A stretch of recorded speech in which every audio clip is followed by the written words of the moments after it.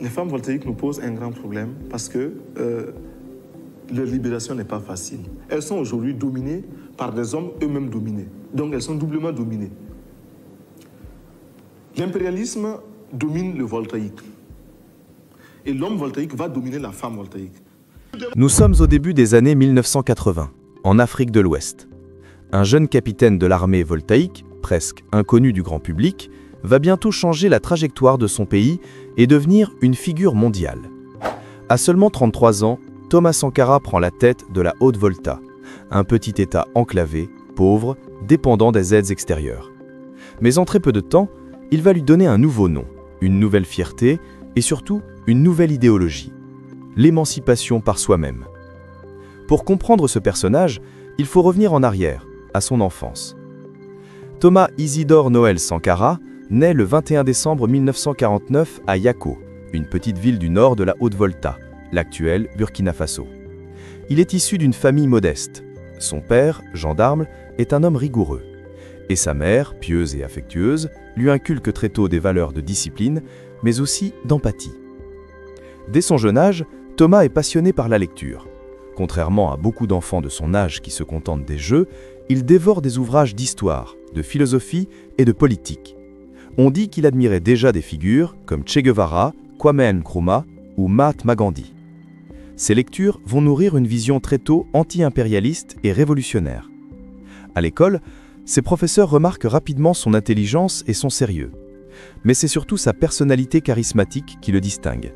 Il est à la fois discipliné, joyeux et toujours volontaire pour défendre les autres. À 19 ans, Thomas Sankara choisit d'intégrer l'armée, ce qui surprend ses proches. Beaucoup pensaient qu'il deviendrait intellectuel ou enseignant. Mais lui a une idée en tête. L'armée peut être un outil de transformation sociale. Il est envoyé à Madagascar pour une formation militaire. Ce séjour va être déterminant. Non seulement il y reçoit une éducation stricte, mais il est aussi témoin d'une révolution populaire qui renverse le gouvernement malgache. Ce moment le marque profondément. Il comprend que les peuples opprimés peuvent se lever et transformer leur destin. De retour en Haute-Volta, il gravit les échelons dans l'armée. Sa réputation est celle d'un officier intègre, proche de ses soldats, refusant les privilèges des gradés. Il est aussi un excellent guitariste. La musique restera toute sa vie une passion et un moyen de communiquer avec les gens.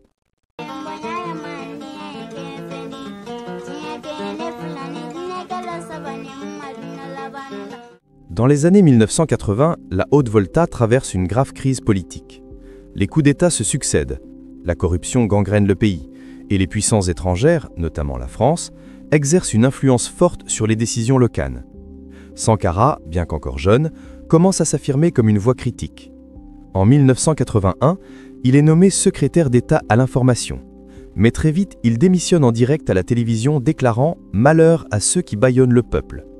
Ce geste spectaculaire attire l'attention du peuple, surtout des jeunes et des ouvriers.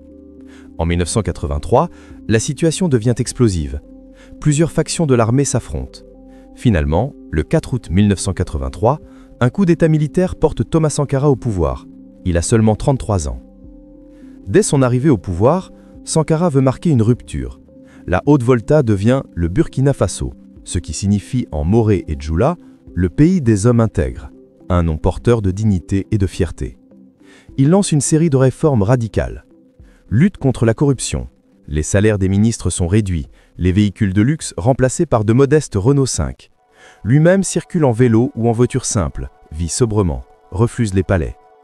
Révolution agraire, redistribution des terres aux paysans, construction de barrages et encouragement de l'autosuffisance alimentaire.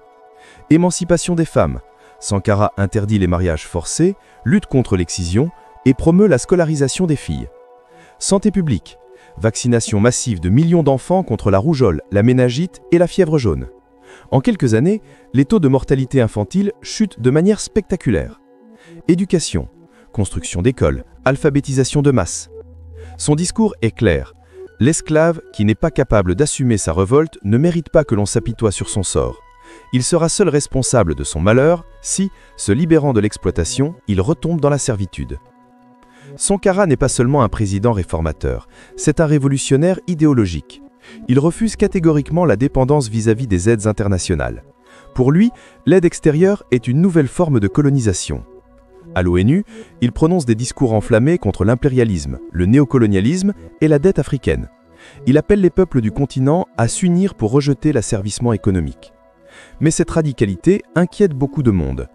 Les élites locales, qui voient leurs privilèges menacés, les grandes puissances, qui craignent que ces idées ne se répandent pas.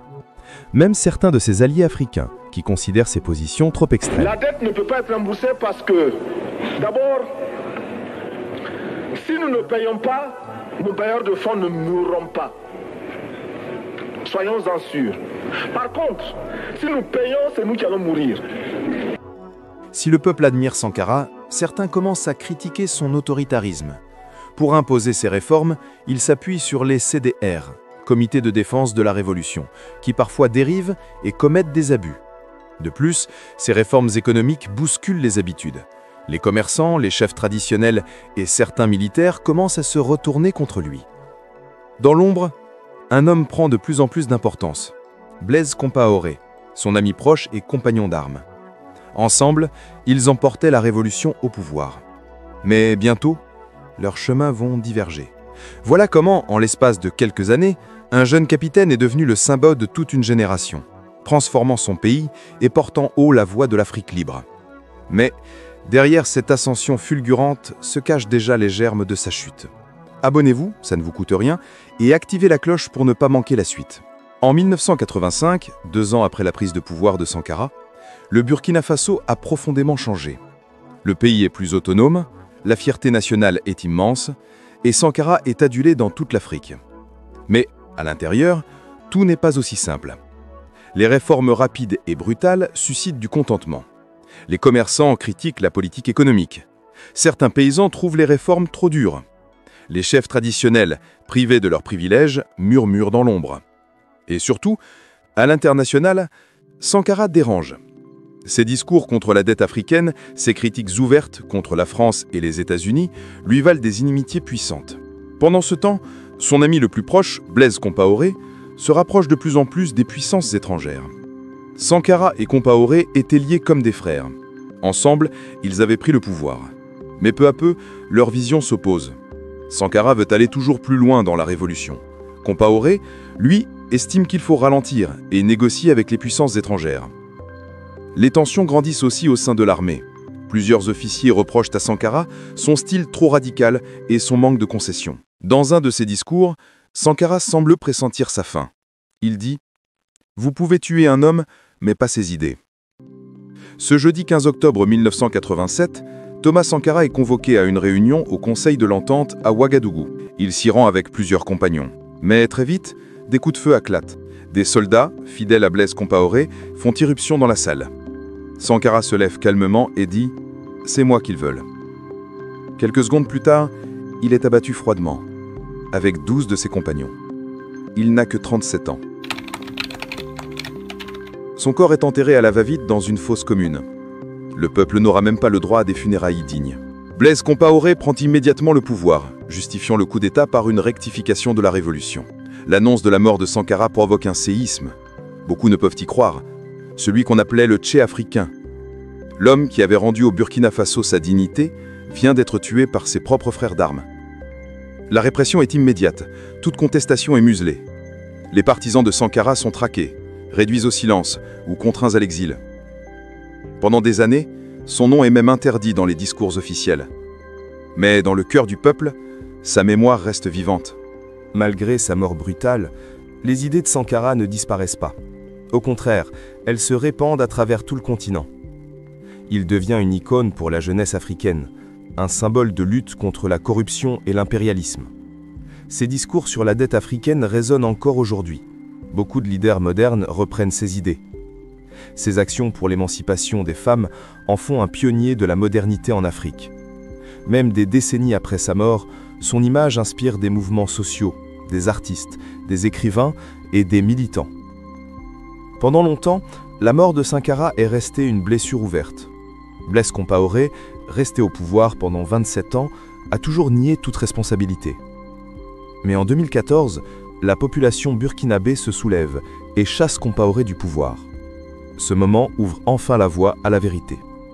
En avril 2015, une enquête est officiellement ouverte sur l'assassinat de Sankara. Après de longues années de procédures, un procès historique s'ouvre en 2021 à Ouagadougou. En avril 2022, le verdict tombe. Blaise Compaoré, jugé par contumace, est condamné à la prison à perpétuité. Plusieurs de ses complices militaires sont également condamnés. C'est une victoire symbolique pour la mémoire de Sankara et pour le peuple burkinabé. Aujourd'hui encore, Thomas Sankara est considéré comme un héros africain, au même titre que Mandela, Lumumba ou Nkrumah. Sa fameuse phrase reste gravée « La patrie ou la mort, nous vaincrons ». En 4 ans, il a incarné une idée, celle d'une Afrique digne, debout, indépendante. On a voulu l'effacer, mais son nom continue de résonner comme une promesse d'avenir.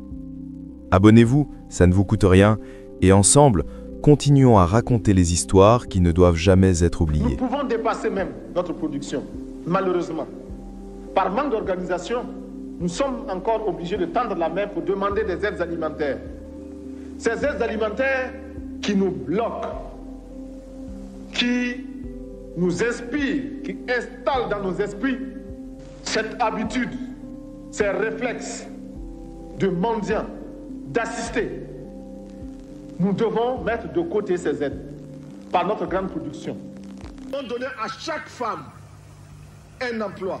Nous devons donner à chaque femme le moyen de gagner honnêtement et dignement sa vie.